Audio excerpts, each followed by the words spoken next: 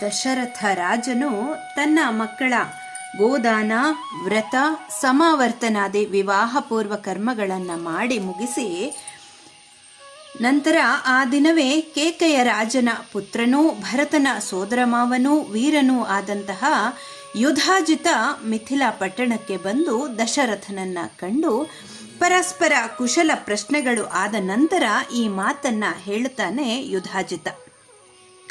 ಮಹಾರಾಜ, ನಮ್ಮ ತಂದೆಯಾದ ಕೇಕೆಯ ರಾಜನು ನಿಮ್ಮ ಮೇಲಿನ ಪ್ರೀತಿ ಅತಿಶಯದಿಂದ ನಿಮ್ಮ ಕುಶಲವನ್ನು ಕೇಳುವಂತೆ ಹೇಳಿದ್ದಾನೆ. ನೀನು ಯಾರ ಕುಶಲವನ್ನು ಕೇಳಿ ತಿಳಿಯುವುದರಲ್ಲಿ ಆಸಕ್ತನಾಗಿದ್ದೀಯೋ ಅವರೆಲ್ಲರೂ ಕ್ಷೇಮದಿಂದಿದ್ದಾರೆ. ನನ್ನ ತಂದೆಯು ನನ್ನ ತಂಗಿಯ ಮಗನಾದಂತಹ ಭರತನನ್ನು ನೋಡುವ ಆಶಯದಿಂದ ಇದ್ದಾನೆ. ಭರತನನ್ನು ಕರೆದುಕೊಂಡು ಹೋಗುವ ಸಲುವಾಗಿ ನಾನು ಅಯೋಧ್ಯ ಪಟ್ಟಣಕ್ಕೆ ಹೋದೆ. ನೀನು ಪುತ್ರರ ವಿವಾಹಾರ್ಥವಾಗಿ ಪುತ್ರ ಪರಿವಾರ ಸಮೇತನಾಗಿ ಮಿಥಿಲಾ ಪಟ್ಟಣಕ್ಕೆ ಪ್ರಯಾಣ ಮಾಡಿದಂತಹ ವಾರ್ತೆಯನ್ನು ಅಯೋಧ್ಯೆಯಲ್ಲಿ ಕೇಳಿ ನನ್ನ ತಂಗಿಯ ಮಗನನ್ನು ನೋಡುವ ಆತುರದಿಂದ ಒಡನೆಯೇ ಅಲ್ಲಿಂದ ಹೊರಟು ಇಲ್ಲಿಗೆ ಬಂದೆ.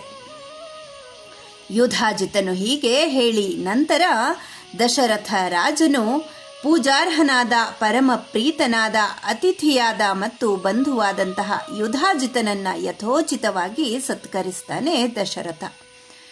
ದಶರಥ ರಾಜನು ಆ ರಾತ್ರಿಯನ್ನು ಮಹಾತ್ಮರಾದ ತನ್ನ ಪುತ್ರರೊಡನೆ ಸುಖದಿಂದ ಕಳೆದು ಮುಂಜಾನೆ ಎದ್ದು ಸ್ನಾನ ಸಂಧ್ಯಾದಿ ನಿತ್ಯ ಕರ್ಮಗಳನ್ನು, ವಿವಾಹಾಂಗವಾಗಿ ಮಾಡಬೇಕಾಗಿದ್ದ ಕರ್ಮಗಳನ್ನು ಮುಗಿಸಿಕೊಂಡು ಋಷಿ ಪುರಸ್ಸರನಾಗಿ ಯಜ್ಞಶಾಲೆಗೆ ಆಗಮಿಸಿದನು. ರಾಮನು ವಿಜಯಪ್ರದವಾದಂತಹ ಮುಹೂರ್ತದಲ್ಲಿ ಸರ್ವಾಭರಣಭೂಷಿತರಾದ 3 ಅನುಜರೊಡಗೂಡಿ ತಾನು ಸರ್ವಾಭರಣಭೂಷಿತನಾಗಿ ಮತ್ತು ರಕ್ಷಾಬಂಧನ ಕರ್ಮವನ್ನು ಮುಗಿಸಿಕೊಂಡವನಾಗಿ ವಸಿಷ್ಠರನ್ನು ಮತ್ತು ಇತರ ಮಹರ್ಷಿಗಳನ್ನೂ ಮುಂದು ಮಾಡಿಕೊಂಡು ತಂದೆಯಾದ ದಶರಥನ ಸಮೀಪಕ್ಕೆ ಆಗಮಿಸಿದ. ದಶರಥನು ಪರಿವಾರ ಸಮೇತನಾಗಿ ಯಜ್ಞಶಾಲೆಗೆ ಬಂದ ನಂತರ ವಸಿಷ್ಠರು ಅರಮನೆಗೆ ಹೋಗಿ ಜನಕನಿಗೆ ಹೇಳುತ್ತಾರೆ, ಜನಕರಾಜ, ವಿವಾಹ ಪೂರ್ವದ ರಕ್ಷಾಬಂಧನಾದಿ ಮಂಗಳ ಕಾರ್ಯಗಳೆಲ್ಲವನ್ನೂ ಮುಗಿಸಿ ಮಕ್ಕಳೊಡನೆ ದಶರಥನು ಕನ್ಯಾದಾತೃವಾದ ನಿನ್ನನ್ನು ನೋಡಲು ಬಯಸುತ್ತಾನೆ. ದಾನ ಮಾಡುವವನಿಗೂ ಮತ್ತು ಪ್ರತಿಗ್ರಹ ಮಾಡುವವನಿಗೂ ಎಲ್ಲ ಇಷ್ಟಾರ್ಥಗಳು ಪ್ರಾಪ್ತವಾಗುತ್ತವೆ. ಉತ್ತಮೋತ್ತಮವಾದ ಈ ವಿವಾಹವನ್ನು ಮಾಡಿ ನಿನ್ನ ಪ್ರತಿಜ್ಞೆಯನ್ನು ಪೂರ್ಣಗೊಳಿಸು ಎಂಬುದಾಗಿ. ಮಹಾತ್ಮರಾದಂತಹ ವಸಿಷ್ಠರಿಂದ ಹೀಗೆ ನಿರ್ದೇಶಿತನಾದಂತಹ ಪರಮೋದಾರನಾದ ಮಹಾ ತೇಜಸ್ವಿಯಾದ ಧರ್ಮವಿಧನಾದಂತಹ ಜನಕ ಉತ್ತರಿಸ್ತಾನೆ, ಪೂಜ್ಯರೇ, ತಮ್ಮನ್ನು ತಡೆಯುವ ನನ್ನ ದ್ವಾರಪಾಲಕನು ಇಲ್ಲಿ ಯಾವನಿದ್ದಾನೆ?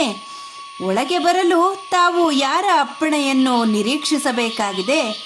ಇದು ನಿಮ್ಮ ಮನೆಯೇ ಆಗಿರುವಾಗ ವಿಚಾರ ಮಾಡುವುದೇನಿದೆ? ಈ ರಾಜ್ಯವು ನನ್ನದು ಹೇಗೋ ಹಾಗೆ ನಿಮ್ಮದೂ ಆಗಿದೆ. ದಶರಥನು ನನ್ನನ್ನು ನೋಡಲು ಇಚ್ಛಿಸಿ ಯಜ್ಞಶಾಲೆಯಲ್ಲಿ ಕಾಯುವ ಕಾರಣವಿಲ್ಲ. ತನ್ನದೇ ಆಗಿರುವ ಈ ಅರಮನೆಗೆ ಯಾವ ವಿಧವಾದ ಸಂಕೋಚವೂ ಇಲ್ಲದೆ ಈ ಕೂಡಲೇ ದಯಮಾಡಿಸಬಹುದು. ನನ್ನ ಹೆಣ್ಣು ಮಕ್ಕಳಿಗೂ ರಕ್ಷಾಬಂಧನಾದಿ ಮಂಗಳ ಕಾರ್ಯಗಳು ಮುಗಿದಿವೆ. ಎಲ್ಲವನ್ನೂ ಮುಗಿಸಿಕೊಂಡು ಯಜ್ಞೇಶ್ವರನ ಜ್ವಾಲೆಗಳಂತೆ ಪ್ರಕಾಶಮಾನರಾಗಿರುವ ನನ್ನ ಹೆಣ್ಣು ಮಕ್ಕಳು ಈಗಾಗಲೇ ವಿವಾಹ ಮಂಟಪಕ್ಕೆ ಬಂದಿದ್ದಾರೆ. ನಾನು ನಿಮ್ಮ ಪ್ರತೀಕ್ಷೆ ಮಾಡುತ್ತಾ ಸಿದ್ಧನಾಗಿ ಈ ವಿವಾಹ ಮಂಟಪದಲ್ಲಿ ಕುಳಿತಿದ್ದೇನೆ. ವಿವಾಹ ಶುಭ ಕಾರ್ಯವು ನಿರ್ವಿಘ್ನವಾಗಿ ನೆರವೇರುವಂತೆ ಪ್ರಾರಂಭ ಮಾಡೋಣ. ಏಕೆ ಸಾವಕಾಶ ಮಾಡುತ್ತಿದ್ದೀರಿ? ದಶರಥ ರಾಜನು ಜನಕನ ಮಾತುಗಳನ್ನು ವಸಿಷ್ಠರಿಂದ ಕೇಳಿಸಿಕೊಳ್ತಾನೆ. ಋಷಿ ಮಹರ್ಷಿಗಳನ್ನು ತನ್ನ 4 ಪುತ್ರರನ್ನೂ ವಿವಾಹ ವೇದಿಕೆಯ ಬಳಿಗೆ ಕರೆದೊಯ್ತಾನೆ. ದಶರಥ ರಾಜನು ಸಪರಿವಾರನಾಗಿ ಅರಮನೆಯೊಳಗೆ ಬಂದ ನಂತರ ವಿದೇಹಾಧಿಪತಿಯಾದ ಜನಕರಾಜನು ಎಲ್ಲರನ್ನೂ ಸುಖಾಸನಗಳಲ್ಲಿ ಕುಳ್ಳಿರಿಸಿ ಪೂಜ್ಯರಾದಂತಹ ವಸಿಷ್ಠರಿಗೆ ಹೇಳಿದ, ಮಹರ್ಷಿಗಳೇ, ಈ ಲೋಕವು ಯಾವ ಮಹಾಪುರುಷನ ದರ್ಶನ ಮಾತ್ರದಿಂದಲೇ ಆನಂದಿಸುವುದೋ ಅಂತಹ ಲೋಕಾಭಿರಾಮನಾದ ರಾಮನ ವಿವಾಹ ಶುಭ ಕಾರ್ಯವನ್ನು ಇಲ್ಲಿ ನೆರೆದಿರುವ ಧಾರ್ಮಿಕರಾದ ಋಷಿ ಮಹರ್ಷಿಗಳೊಡನೆ ಯಥಾವಿಧಿಯಾಗಿ ನಡೆಸಿಕೊಡಿರಿ. ಮಹಾ ತಪಸ್ವಿಗಳಾದ ಪೂಜ್ಯರಾದ ವಸಿಷ್ಠರು ಮಂದಹಾಸದೊಡನೆ ಜನಕನಿಗೆ ಹಾಗೆಯೇ ಆಗಲಿ ಎಂದು ಹೇಳಿ ವಿಶ್ವಾಮಿತ್ರ ಶತಾನಂದರನ್ನು ಮುಂದೆ ಮಾಡಿಕೊಂಡು ಯಜ್ಞಶಾಲೆಯ ಮಧ್ಯದಲ್ಲಿ ವಿಧಿವತ್ತಾಗಿ ವಿವಾಹ ವೇದಿಯನ್ನು ಸ್ಥಾಪಿಸಿ ಅದನ್ನು ಗಂಧ ಪುಷ್ಪಾದಿಗಳಿಂದಲೂ ಅಂಕುರಗಳಿಂದ ಕೂಡಿದ ಸುವರ್ಣ ಪಾಲಿಕೆಗಳಿಂದಲೂ ಅಂಕುರಗಳಿಂದ ಕೂಡಿದಂತಹ ವಿಚಿತ್ರವಾದ ಕುಂಭಗಳಿಂದಲೂ ಅಂಕುರಪೂರ್ಣವಾದ ಶರಾವೆಗಳಿಂದಲೂ ಧೂಪ ಸಹಿತವಾದ ಧೂಪ ಪಾತ್ರೆಗಳಿಂದಲೂ ಶಂಖ ಪಾತ್ರೆಗಳಿಂದಲೂ ಸ್ರುವಗಳಿಂದಲೂ ಅರ್ಘ್ಯ ಪಾತ್ರೆಗಳಿಂದಲೂ ಅರಳು ತುಂಬಿರುವಂತಹ ಪಾತ್ರೆಗಳಿಂದಲೂ ಅಕ್ಷತೆಯಿಂದ ತುಂಬಿದ ಪಾತ್ರೆಗಳಿಂದಲೂ ಅಲಂಕರಿಸ್ತಾರೆ. ಮಹಾ ತೇಜಸ್ವಿಗಳಾದ ಮುನಿಪುಂಗವರಾದ ವಸಿಷ್ಠರು ಒಂದೇ ಸಮನಾಗಿದ್ದ ಮತ್ತು ಶಾಸ್ತ್ರೋಕ್ತವಾದ ಪರಿಮಾಣದಿಂದ ಕೂಡಿದ್ದ ದರ್ಭೆಗಳ ಆಸ್ತರಣವನ್ನು ವಿದ್ಯುಕ್ತವಾಗಿ ಮತ್ತು ಮಂತ್ರಪೂರ್ವಕವಾಗಿ ವೇದಿಯ ಸುತ್ತಲೂ ಹಾಕಿ ಆ ನಂತರ ಅಗ್ನ್ಯಾಹರಣ ಮಾಡಿ ಯಥಾವಿಧಿಯಾಗಿ ಮಂತ್ರಪೂರ್ವಕವಾಗಿ ಪಾಣಿಗ್ರಹಣಕ್ಕೆ ಮೊದಲು ಮಾಡಬೇಕಾದಂತಹ ಅಭ್ಯುದಯ ಹೋಮವನ್ನು ಮಾಡುತ್ತಾರೆ.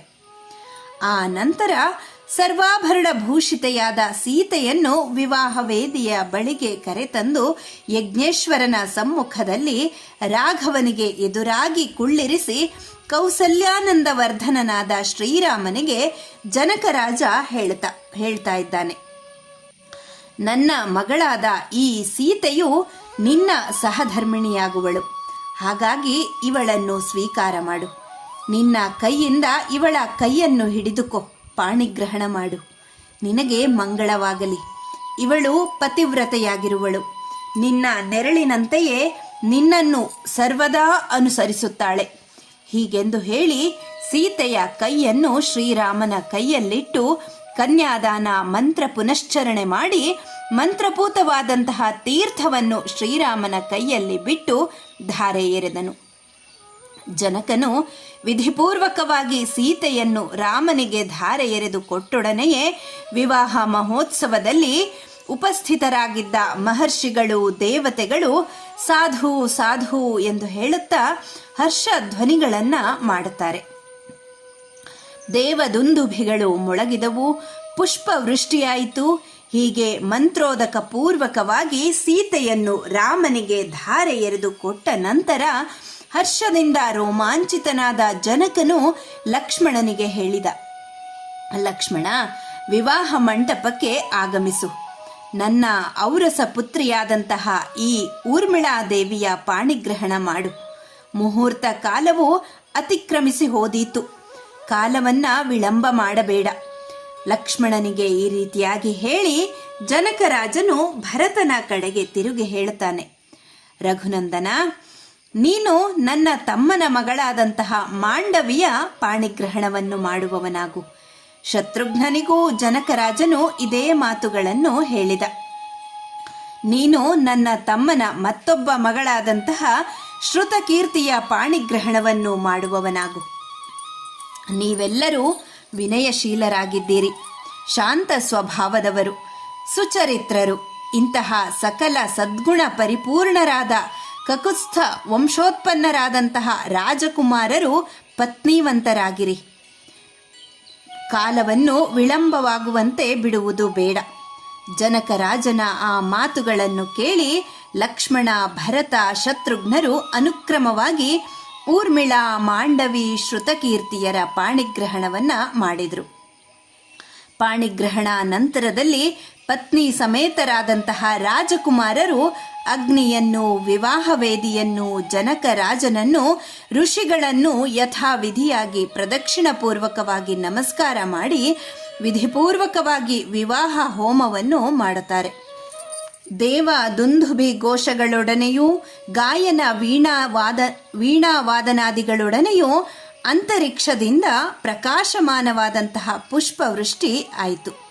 ಅಪ್ಸರೆಯರು ಸಂತೋಷಾಧಿಕ್ಯದಿಂದ ಗುಂಪು ಗುಂಪಾಗಿ ಸೇರಿಕೊಂಡು ನರ್ತನ ಮಾಡಿದರು. ಗಂಧರ್ವರು ಸುಶ್ರಾವ್ಯವಾಗಿ ಗಾಯನ ಮಾಡಿದರು. ರಾಘವರ ವಿವಾಹ ಕಾಲದಲ್ಲಿ ನಡೆದ ಈ ಕ್ರಿಯೆಯು ಎಲ್ಲರಿಗೂ ಅದ್ಭುತವಾಗಿ ಪರಮಾಶ್ಚರ್ಯವಾಗಿ ಕಂಡುಬಂದಿತು. ಈ ರೀತಿಯಲ್ಲಿ ನೃತ್ಯ, ಗೀತ, ವಾದ್ಯಗಳ ಉದ್ಘೋಷಣೆಯಾಗುತ್ತಿರಲಾಗಿ ಓಜಸ್ವಿಗಳಾದಂತಹ ರಾಜಕುಮಾರರು ವಿವಾಹದಲ್ಲಿ ಮಾಡುವ ಲಾಜಾ ಹೋಮವನ್ನು ಮಾಡಿ ಯಜ್ಞೇಶ್ವರನನ್ನು ವಿಧ್ಯುಕ್ತವಾಗಿ 3 ಬಾರಿ ಪ್ರದಕ್ಷಿಣೆ ಮಾಡಿ ವಿವಾಹ ಕಾರ್ಯವನ್ನು ಪೂರೈಸಿ ಪತ್ನಿಯರನ್ನು ಪಡೆದರು. ಆ ನಂತರ ರಘುನಂದನರು ತಮ್ಮ ತಮ್ಮ ಭಾರ್ಯೆಯರ ಸಮೇತರಾಗಿ ಶಿಬಿರಗಳಿಗೆ ತೆರಳಿದರು. ದಶರಥ ರಾಜನು ಬಂಧುವರ್ಗದವರೊಡನೆಯೂ ಋಷಿಗಳೊಡನೆಯೂ ರಾಜಪುತ್ರರನ್ನು ಅನುಸರಿಸಿ ಹೊರಟ.